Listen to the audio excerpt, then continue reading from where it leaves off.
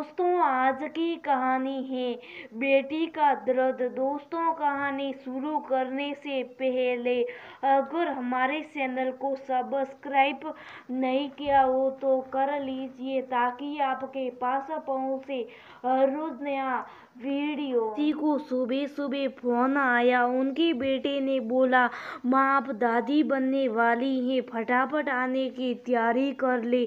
Doctor ने नेहा को bed rest बोला है, आपका हवाई जहाज का टिकट कटा दिया है, आप आ जाना बोलकर फोन रख दिया।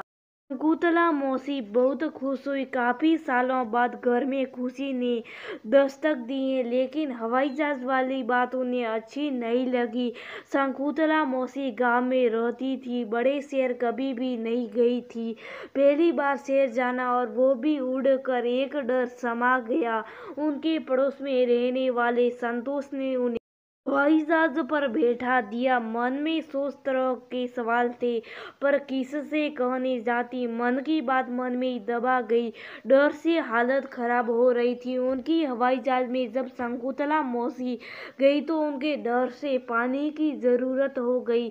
बहुत संकट में थी, क्या कर कैसे पानी मांगे। थोड़ी देर में बोला गया, अपनी अपनी सीट बेल्ट लगा ले। एयर होस्ट बता रही थी कि ऐसे आप सीट बेल्ट का प्रयोग करें, पर शकुंतला मौसी को समझ में नहीं आ रहा था। हम में से बहुत से लोग जब पहली बार हवाई जहाज में बैठते तो हम सबों का भी यही हाल रहता है। मनुष्य अपनी बेइज्जती बर्दाश्त नहीं कर पाता। शकुंतला मौसी भी अजमसस में थी। तभी एक एयर होस्टेस की नजर उन पर पड़ी। वह आकर शकुंतला मौसी के बेल्ट को लगा गई। संबोधित किया तो बुआ बहुत खुश हुई। इशारों में पानी मांगा, पानी हाजिर। अब शकुंतला मौसी थोड़ा चैन ले रही थी। ऐसा लग रहा था जहाज हवा से बात कर रही थी। शकुंतला मौसी खिड़की की तरफ बैठी थी। बाहर का नजारा मनमोहक था। जहाज बादल के ऊपर था। बुआ को आश्चर्य लग रहा था। थोड़ी देर में उन्हें माउंट एवरेस्ट दिखाई देने लगा। सूर्य की प्रथम किरण उस पर पड़ रही थी तो सारा पहाड़ सोने से बना हो ऐसा लग रहा था। बड़े शहर में बेटा लगा हुआ है। उसको देखकर शकुंतला मौसी के जान में जान आई। मौसी बहुत अच्छी थी। नेहा की सेवा उन्होंने जान जान लगा कर की।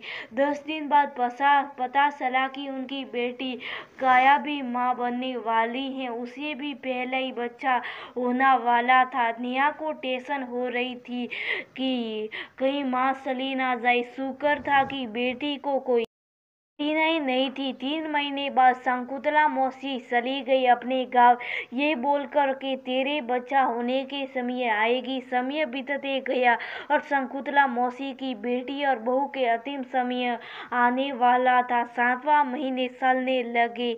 दोनों ने उन्हें बुलवाया था मदद को। अब शकुंतला मौसी के साथ समस्या ये थी, किसका हाथ थामे। बार बार सोचती, ये क्या कर दिया भगवान। दोनों को एक साथ।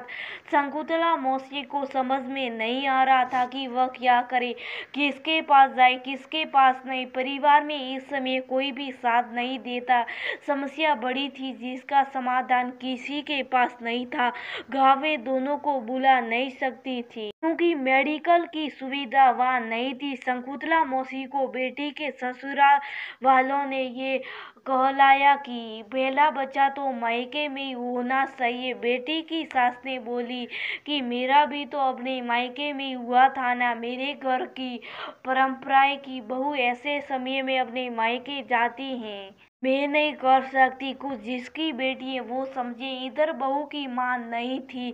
शकुंतला मौसी को बहू बहुत सम्मान देती थी, उसके पास भी तो नहीं जा सकती। उनकी बेटी को उसके ससुराल वाले विदेश भेजने को तैयार नहीं थे।